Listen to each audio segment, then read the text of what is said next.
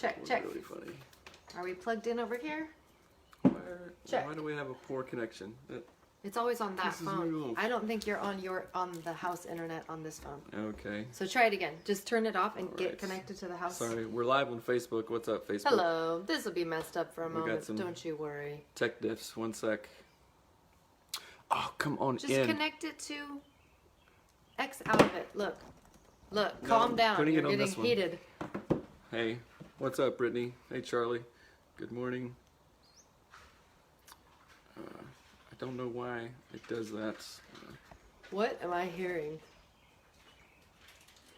The dog is eating plastic? Okay, here we go. Now we're on the house. Okay, All right. there.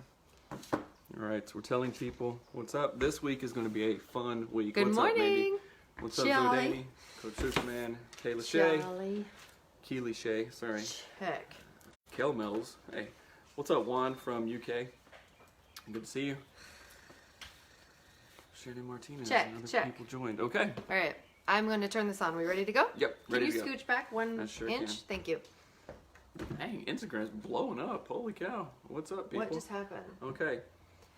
Hello and welcome to Anatomy of Marriage Radio. My name is Melanie Studley. What's up, my friends? My name is Seth Studley. I'm a licensed marriage and family therapist, and welcome to AOM Radio, where we answer your questions. We talk about topics that are important to us from a licensed marriage and therapist point of view and a married couple's point of view. So thank you for joining us. That's right. Today is day one of our sex week that we created last week, the idea of, and we're so glad that you're here. If you're listening to the podcast, we go live on Instagram and Facebook every single day of the week at 7:30 a.m. Pacific Standard Time, and we talk to you guys. You guys answer questions or ask us questions, and we answer them live on the show, so you can always join us there. And today we are talking about where we get sex wrong and how to fix it. Yeah. Again, this is the day one of 5 episodes on sex and intimacy. We're super excited about it. But every day we do the same 4 things. We do our prayer, our gratitude. Sorry, I really have to sneeze. Our gratitude intention. and our intentions, and then we answer the questions of the day. All right. And we encourage you guys to do these with your partner. All right, I'm going to thank you, God, for your blessings. Thank you for Mother's Day yesterday and all the mothers around the world. Thank you for Melanie and the blessing that she has given us, God. I pray that this is helpful to people. Help us to understand a different view of sex that is more healthy, that is more connecting, and more better, I guess. Thank you, God, for this podcast. I pray that it is helpful to others and also us. Amen. Amen. All right. More Better Sex podcast. Yeah, that's right. Why not? Remember, you can ask your questions in the feed, or if you like something that we're saying, please just put up a heart or a thumbs up or whatever. And seriously, questions, thoughts, input is always so helpful. So what are your what's your gratitude? My gratitude is I was thankful for yesterday. Thankful for we had a big family party, and just thankful for it was the first party we've had at this place, and I'm At our new thankful property. that you decorated nicely with all the pictures of the moms and babies and stuff like that. It was cool. It was chill. So it was a good idea. Thank you for that. You're welcome. I'm thankful that you are such an easygoing host or whatever. Like, you just make it fun, and I'm thankful for that. Like, there's never drama. I would hate it if our family had drama. I thought about Yeah, that. that would kind of suck. There was never drama. And, like, you made burgers, and we were kind of like, oh, do we have all this stuff? And blah. Yeah. But no one got angry. Nobody fought. We just had a good time. Alcohol always So helps. thank you. Oh, I'm gosh. just kidding. That was terrible. I'm totally just kidding. But anyway, Oh. it was fun yesterday, and it was cool. So Thank you for being a good and not drunk host. I don't know where the alcohol part came I in. was just kidding. Okay, so yesterday, intentions for today, to get. Yes, it isn't a Monomarth t-shirt. I was hoping that someone would notice that. I'm going to plug your phone in. Keep on Topher, talking. What were Topher, your you noticed intentions? it. You win all the prizes. Thank you very much. One of my favorite bands. Anyway, intentions for today is I made the bed, cold shower stuff to get back on track. With that, I got a little loosey-goosey over the weekend, which is fine. We can do that. But I'm excited about getting back on track with that kind of stuff with you and making it happen, Cap'n. Good. So what about you? My intentions are, well, I mean, not just intentions for the day, relationship intentions. I'm not sure if that's what you... Plug that in, please. There. Okay. My intentions for today, relationally, are to continue being positive. Plug that in, please. Continue being positive, and then I had this realization like 2 days ago that the majority, literally almost all of how I talk is really negative, and it's very hard to undo that and change it, but I think it's really important. So I'm trying, and I'm like last night I was visualizing myself saying the same sentences I usually say, just positively, which sounds Like an example. silly. There's a mosquito in here. An example. I can't think of one off the top of my head. Well, actually, what it was that made me realize it was when we drove home from Fred Meyer, and I was going to go the back way, and you're like, no, go right. It'll be whatever. And do you remember what I said? No, I don't. Oh, I'm going to hit every red light. Oh, yeah. And guess what I did? I don't know. I hit every red light. Yeah. And it was really weird because I'm like, I did something stupid by proclaiming the bad thing I didn't want to have happen. You named it and then you claimed it. Yeah. Right? So I'm trying to change that kind of stuff. Might sound not important or whatever, but I think it really is. So It's very important. I'm excited about it, and it's like a mind trip to figure out. But anyway, let's dive into Yes, let's the dive topic into this. of the day. And this whole idea of Sex Week for this week, it's not like, oh, Sex Week, yeah. It's, no, let's learn about sex. Let's unlearn some things about sex, and let's try to get right what we've gotten wrong and what we have perpetuated that hasn't been helpful. Yes. Our sexual narratives, if there's shame around there, from a therapeutic point of view, from a relational point of view, and from an individual point of view, because what we think about sex internally is going to obviously happen externally as well. Yeah. So, what is the show title? It is Where We Get Sex Wrong and How to Fix It. And the idea for this, basically, I was like, I want this to be a little five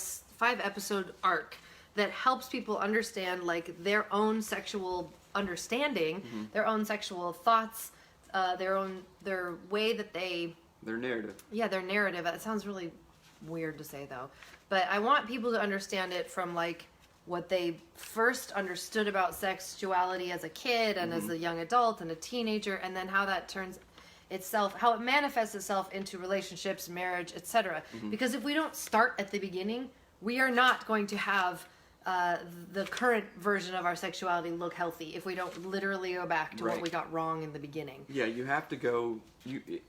This isn't just a one individual aspect. Sex isn't that. It is. We have to take our narrative, our history, what we learned, what we've been through, what we haven't been through, what we thought it would be, kind of thing. And so we came up with a couple of different points individually. Yeah, and Melanie we doesn't didn't do know this. what I wrote Yeah. down, right? And We're I doing don't an know what she wrote experiment. down. So, where we get sex wrong. I believe that we get sex wrong. Ladies first. Yes, go ahead. That's funny. The idea that we think that sex will come as easy when it did when we were first married, or even when we were dating, kind of thing, and then that goes into the idea that we get sex wrong by thinking that it should just be like rolling off a log and that it won't take work, right? And then, so if you think about anything that we do in life, like our real job, or cooking a good dinner, or painting the house, or doing a good job on some sort of project we have, a craft, anything outside, that takes work, right? It's difficult. Well, it doesn't have to be difficult, but it definitely has to have intention with a plan. And oftentimes we think just like, oh, well, you're there, I'm here. Magic. Sex, you know, and it just doesn't work that way. And because we think it works that way, we only are setting ourselves up for dissatisfaction, not as deep or rich of a connection. You know what I'm saying? So really unlearning that just like working out or cooking a good dinner or baking biscuits, that takes work. It takes intention. You know what I'm saying? Yeah. And so this idea goes completely against anything that we've learned in movies, especially pornography, culture, magazines, and then even growing up, right? Like, what did we see modeled in our family of origin? I mean, obviously Nothing. Yeah.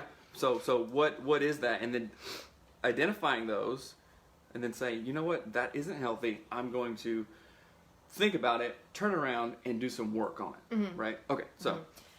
I think that's a great point. And it's funny, as you were saying that, it's almost like the way you do sex is the way you do life, is what Dr. Corey Allen said in season 1. And it makes me think of like, if you just have like a ghetto, gross house, you don't take care of it, you don't vacuum your car, you just eat McDonald's all the time, nothing, you don't care, then you're probably having like gross fast food sex that doesn't feel great and is Yeah, not amazing. well, maybe. And we'll talk more about that. It'll make more sense in a minute. I'm not trying to diss anybody, but so that was your first point.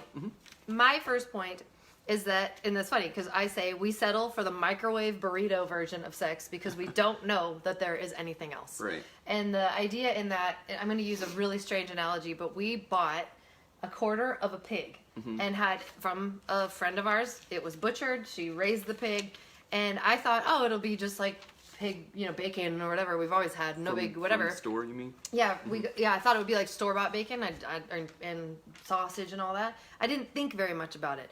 And we got it, and it is amazing. Right. Because it is not like force-fed and disgusting feed and like raised with 10 bajillion other pigs. It is the slow version of food. It's distinct. It's set apart from It is other. very much set apart, and the experience of eating that meat is way different. Like the bacon itself is like amazing. It feels like real bacon. When I thought old bacon tasted like real bacon, but it Old doesn't. bacon? Like the store bacon. Yeah. But so fast is not always good. Instant is not always good. A microwave burrito will never compare to a steak at Ruth's Chris's. Yes. Ruth Chris's. Ruth Chris. And Ruth Cray. and you cannot compare the two. Right. And if you are thinking of sexuality and intimacy and sex as being okay, well, we're here, you're here, let's go ahead. That's microwave burrito sex, and it is not going to be amazing. It is a thing. A microwave burrito is a thing, and it will sustain you, but it won't be amazing. Right. And we want you to have amazing sex. There, I said it. I want you to have amazing sex. Me? Everyone. Good. What's your Thank you second for point? that. Okay, second point is here. We get it wrong by wait a minute. We get it wrong by thinking that sex is only physical, Excellent point. right?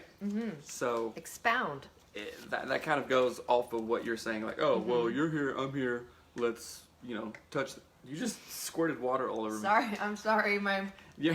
I drank water and it shot out. Go ahead. The idea of sex is only purely physical, and again, this is what we Are taught. see, this is what we're taught, this is what we grow up with, and then getting there and going, oh, wait a minute, there's so many more flavors and nuances and emotional parts of, especially in a married relationship. Like, I'm with you all the time anyway. Yeah. And then, sure, there's emotionality in that, but the emotionality around sex is so different, right? So, realizing that, so many emotions, my own emotions, how connected I am to my own body, how connected you are to your own body, and not only physical connection to your own body, like, I know what I'm feeling, all this stuff, but how does that make me feel? This feeling, and I'm not saying like, when you Like do an that emotional thing, connection right? to When your you, own when you do body. that thing, it feels X, Y, Z. I'm not talking about that. I'm talking about. Well, Oh, go ahead. sorry. Well, I mean, it's like you're saying there's a physical connection to your body and sexuality, but there's also an emotional connection to your body and sexuality and intimacy. Like, is that what you're saying? Yeah. It's like, so we're all biopsychosocial, spiritual, physical, right? And we go along our day with emotions, and when sex happens or physical stuff happens, it's like we're digging up and kind of uncovering another storage box of emotions, feelings, thoughts that we haven't Treasure. yeah. Indiana Jones. Exactly. That we haven't thought about or weren't in the forefront of our just normal day.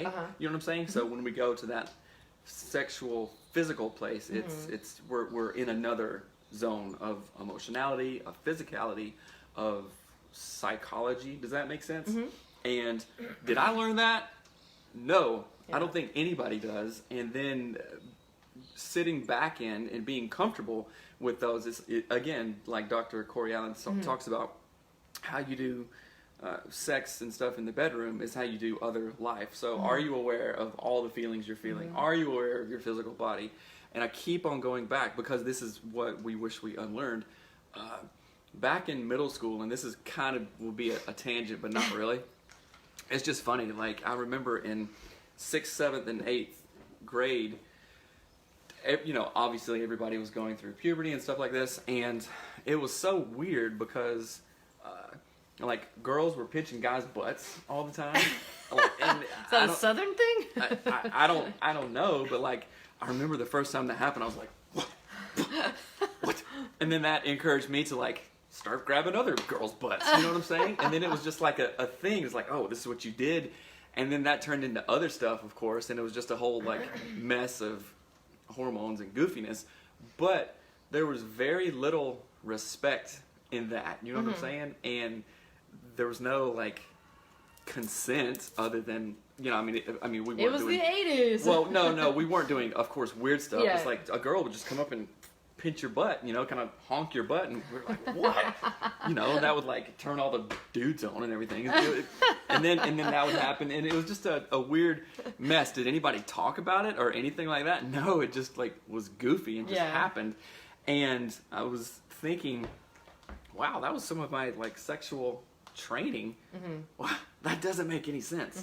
And it definitely didn't get me in touch with my own self, other than just feeling horny, you know, as a little sixth grader. And then it definitely didn't get me in touch with the emotionality of the other girl. Yeah. You know what I'm saying? Yeah. It was just boom, physical kind of thing. It was just, it didn't make sense. Yeah. So having to unlearn that and understanding it does not work that way with your wife. Like we talked about last week, you know, honking things and grabbing things, it doesn't connect to that sort of deeper part. Right. Yeah. And we can talk about that also. But so that's a very good point. I appreciate that. So my next one is I want to think of our sexual selves as something that we invest. So, but here's the bad part is that we invest our sexual selves very poorly and very unwisely into things like bad sex, pornography, manipulative sex, and we lose. But if we were to invest our intimacy correctly for the betterment of our marriage, we will always yield a great return on investment. It has its own compound interest if invested properly. Very good. And I think of it like, honestly, just like financial investments. You don't want to just go, oh, look, I made money. I'll throw it at anything. Amazon, sure. Right. Like, new shoes, why not? Like, Right. you want to think about how you're spending your like hard-earned cash on whatever the thing is. If you don't think about your spending habits, what are you? Poor. Right. You are poor, right? If you go into debt, you are poor. You are even more poor than poor. You owe somebody money. So think about your sexual self is the same as currency almost. Like if you invest your time into scrolling through like naughty pictures on Instagram, you have a very bad return on investment. You will be poor. You will be sexually poor in your marriage. You want to know why you're a young man and you can't get an erection? You're probably looking at porn. And your wiener can only take so much. No joke. Like that is a thing that my best friend is a pediatrician. She sees young men up till I think age 19 is when pediatricians, it switches to a general practitioner or whatever, doctor. And she talks about it all the time. There are so many teenagers and young men, 20-somethings, who literally struggle with erectile dysfunction because they are looking at porn all the time. They become desensitized to it. Yep. And it's kind of like, you know how I do the cold dip. It's like, oh yeah, cold water really doesn't affect me. Yeah. Sure, I feel it. It's there, but it's like, oh, whatever. Yeah. You get desensitized to it.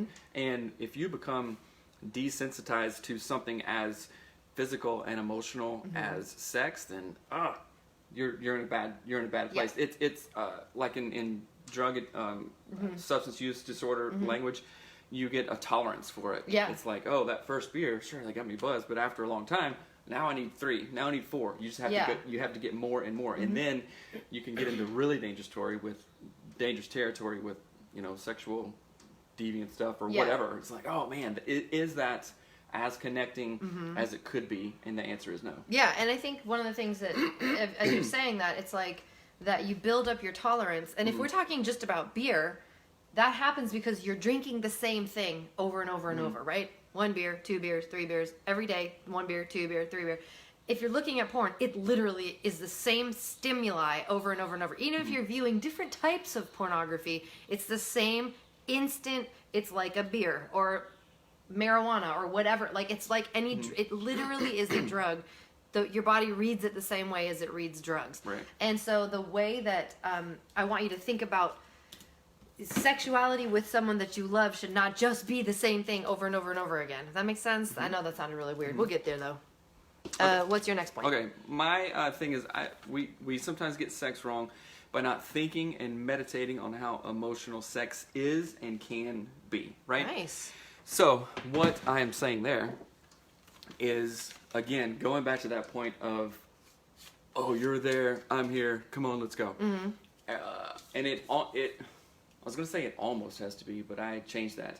I believe that, at least for me, it does, and for you too, it does have to be something very intentional, and then you're comfortable with all the emotions around it, and all the thinking around it. So thinking and emotions are very similar, obviously, but okay, we want to be connected in that way. We want to focus on connection, like Dr. Tina Shermer Sellers says, which we're going to have her on Wednesday. Hopefully, it's going to be awesome. She's the best. Connection and pleasure. And I saw this thing on Instagram this morning that I want to share because it really hit home with me, and this is from the Enneagram 9 perspective, and it says each day, so this is for type 9, do a practical growth thing. Each day, do a self-assessment on your internal world. Hone in on your own emotions to keep yourself from merging with other people's goals and desires for the day. Remember, your feelings and preferences are just as important as everyone else's. So if there are fellow Enneagram 9s out there, that's going to hit home with you. Somebody just gave a thumbs up, so you might be. And this hits home with me, and even came up this morning when I was doing my own thing, then you came over and said something. I was like, well, yeah, wait, I will do that. And as a 9, I have to check in every single freaking day, which is so annoying and frustrating, and I hate it, with myself just like this. And I'm thinking around sex, okay, what are my feelings, emotions, intentions around that? Because if I don't know those for myself and then step up and say something, then I'm just going to merge with whatever you're bringing, with whatever you're feeling. And you're not a 9, you're much more straightforward, so I often defer to you in that, and probably I might not be having as good a sex as you're having. I'm sorry. Yeah. That's a bummer. It is a bummer. But I'm glad that you thought of that. And well, this really serendipitously tied into it, because I saw this morning. I was like, oh, screenshot that, because it really goes into what definitely what I think on the daily, and then especially with sex and stuff like that. And I don't want that to. Yeah, it is powerful. The wind blowing through the. I'm freezing right now. Here, hold this right now. It's really cold. The wind just started blowing in the window, and we're freezing all of a sudden. I like that a lot, and I'm thankful for you sharing it. Do you have one more thing to say on that, or can I go to my next point? Nope, you can go to yours.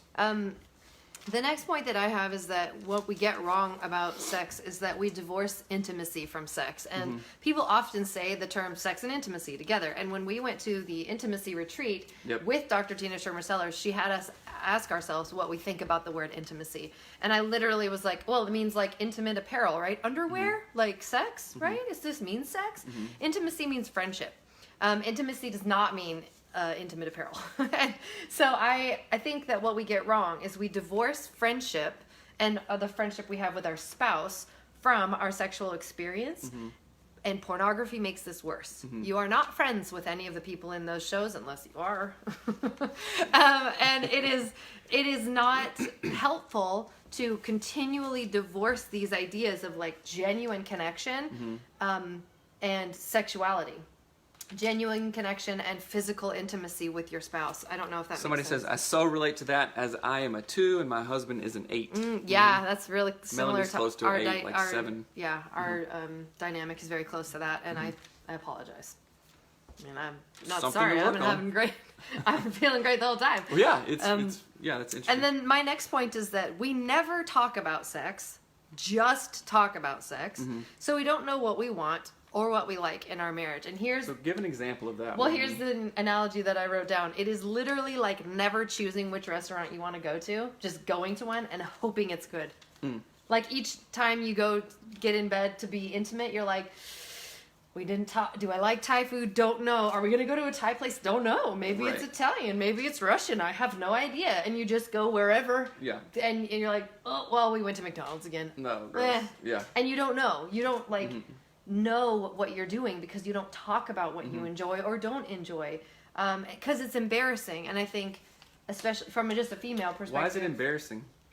From a female perspective, for me anyway, it feels inappropriate. It feels like I shouldn't be telling you what I want. And then I think beyond that, but more importantly, it feels like if I say one thing sexual, you're going to want sex. And I might not want that at the moment. And that's the thing where I feel like maybe these conversations could actually be scheduled. Like you say, okay, we are going to talk about what we like sexually when there is not an opportunity to have sex, because I would but if there was an opportunity to have sex, I wouldn't. And I know that sounds weird, but it's like there's something in my mind that feels, and I'm going to use this word, I know it's powerful and holds a lot of weight, but I feel abused in that sense, where if I say anything remotely hinting towards sexuality in my entire sexual story of my life, it has been abused. And I don't mean I have been abused. That's not what I'm saying. So here is a good analogy, and it may seem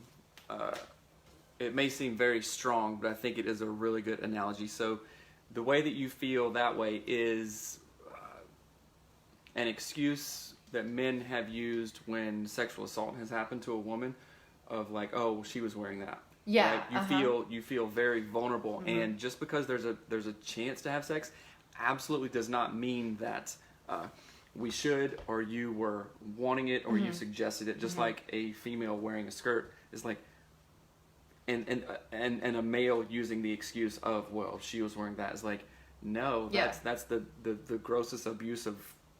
Yeah. That excuse makes me think of accountability and stuff like that. Yeah. Extreme ownership. Yeah. Like, what are you talking about, dude? I'm gonna slap you in the face. And like, no. So I understand what you're saying. Yeah. And what's crazy about that, sort of further, is that if I, as a young woman, would flirt with somebody, so you're already, it's like, it feels dangerous, right? You're already like, is this okay? Is this person actually as good as they seem? Are they going to do something weird? So even the act of flirting with somebody that I like holds its own sort of fear.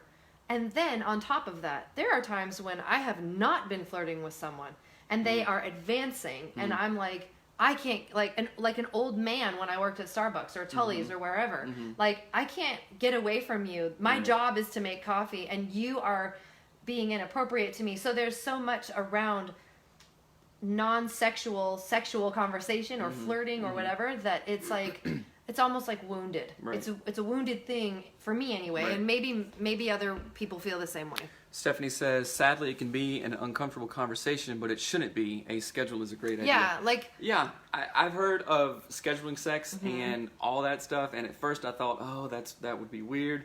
And we both think it's a great idea, but we have never, ever done it. Like, literally, since the podcast started for 3 or 4 years, we've talked about it, but have never done it, and I don't know why. I think it may be an upper limit problem. Maybe. For both of us. Let's try it. Well, seriously. I think we should try it.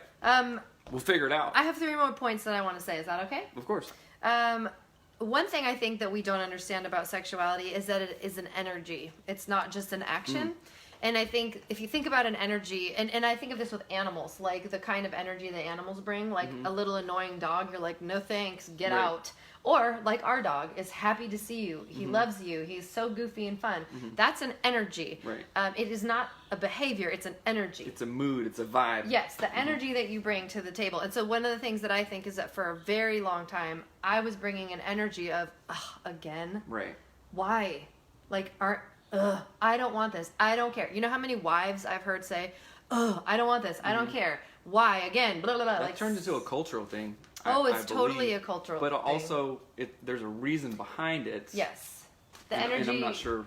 Well, I mean, there's the energy that a man can bring sometimes, or maybe the more sexually driven person brings. What? Marriage podcast says, let's hold them accountable. Schedule the sex. Thanks. But like the energy that either partner brings to it. So if you come to me, so here's a perfect example. In the past, I've said to you, hey, if you can give me like a heads up that you want to be intimate, that will be helpful for me to get my mind in that space by the end of the day. Right. And so this is literally what you've done sometimes. I'd like to be together later. Like, what?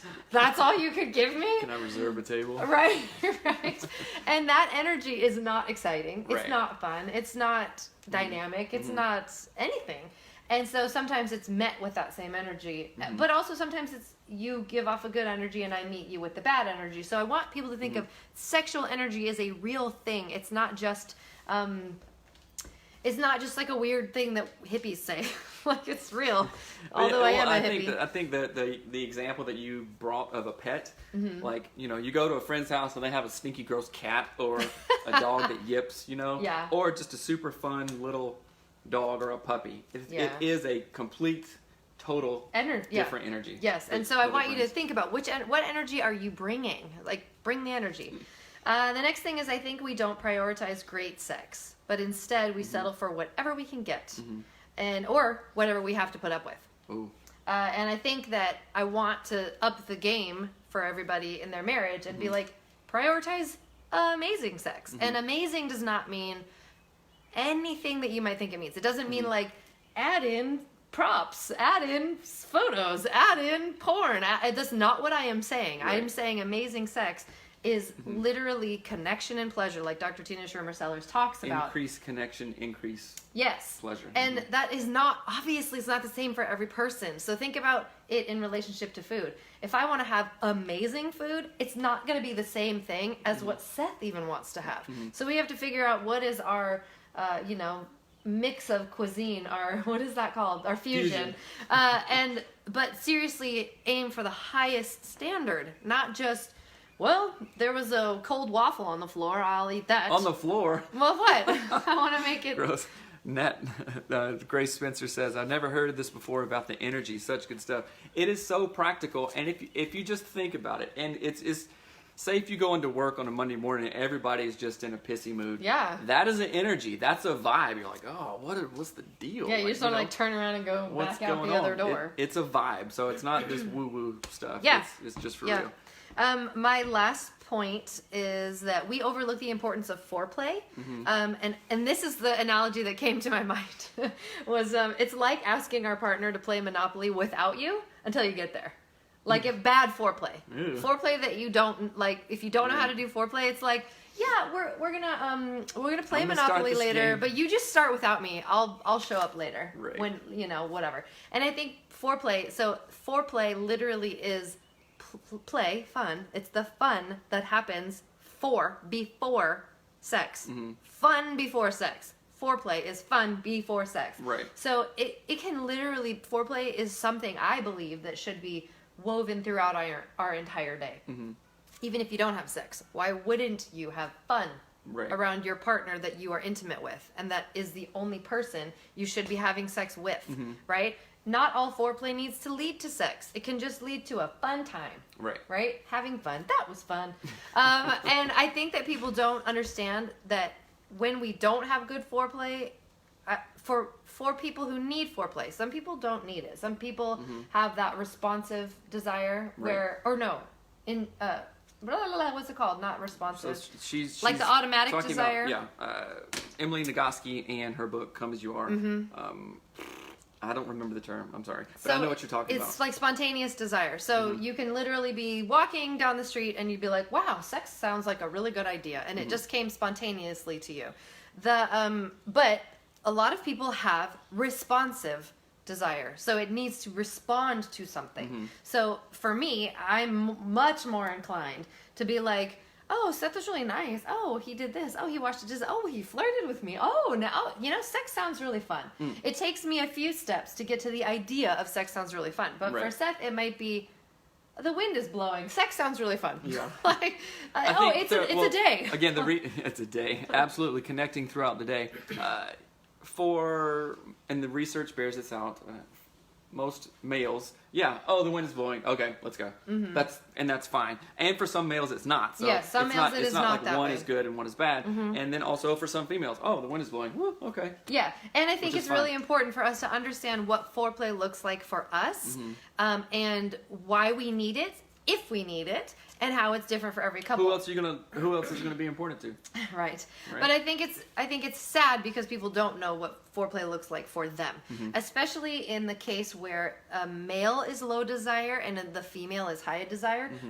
By the way, if that is you, we get emails about that all the time. It is nothing new. You are not weird. You're not alone. Tons and tons of people have that dynamic in their marriage where the Right. woman is higher sex drive and the male is lower sex drive. And as women get older, their sex drive peaks in like their 30s, I think. And for men, it is usually their sex drive is the highest younger. Yeah. So just work around it. It's no big deal. Nothing is broken, nothing is wrong. It is just a cycle in life and it's different throughout your lifespan. So figure out how to include foreplay for your spouse, your husband, if your husband is lower desire. And that requires talking to one another. Right. And that is in our app, in the Get Your Marriage On app. We have an actual conversation starters around foreplay where it says, what is your ideal version of foreplay?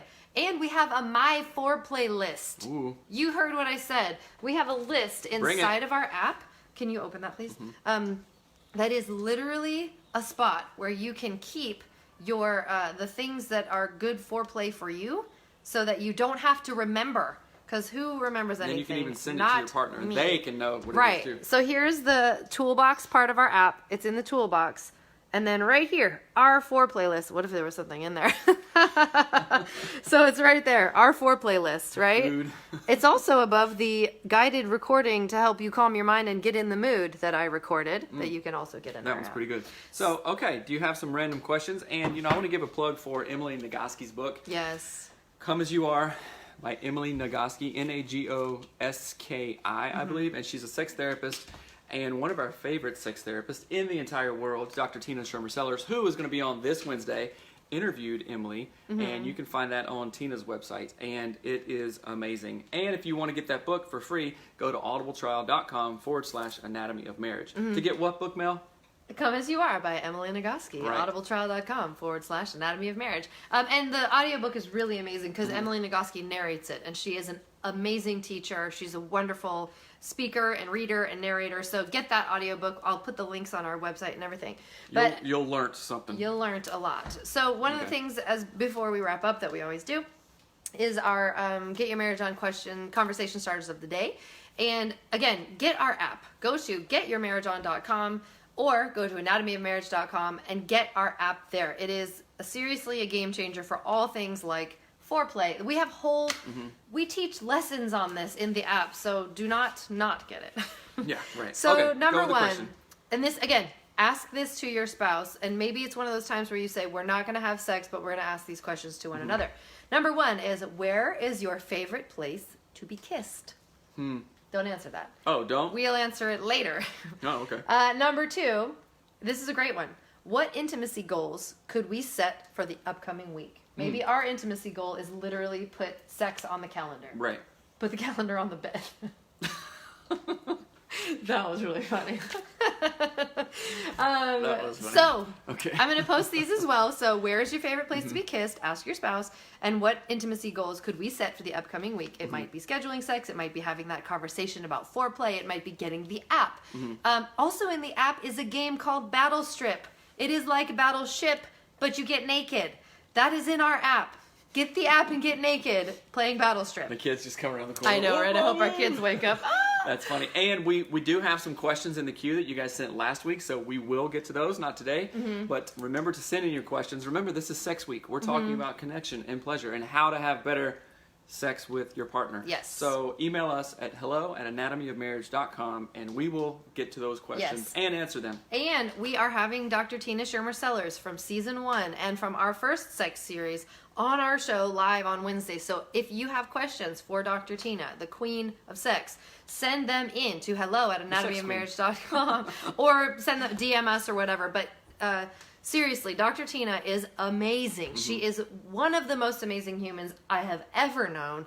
She is a goddess in her own right. Please send your questions in, and she'll answer them on the show. That's right. And of course, join us live for that Instagram, and we'll let you know about it. But anyways, So every day this week, 7:30 Pacific Standard Time. We know you guys want to learn more about this stuff. get the app and get naked. Action stuff. That's right. What's up, Michelle? Or Rachel, sorry. Yeah. All right. I'm Yeah. excited about this week. 4 more days of awesomeness. So, All right. We love y'all. all right. Have a good day. Bye. Bye.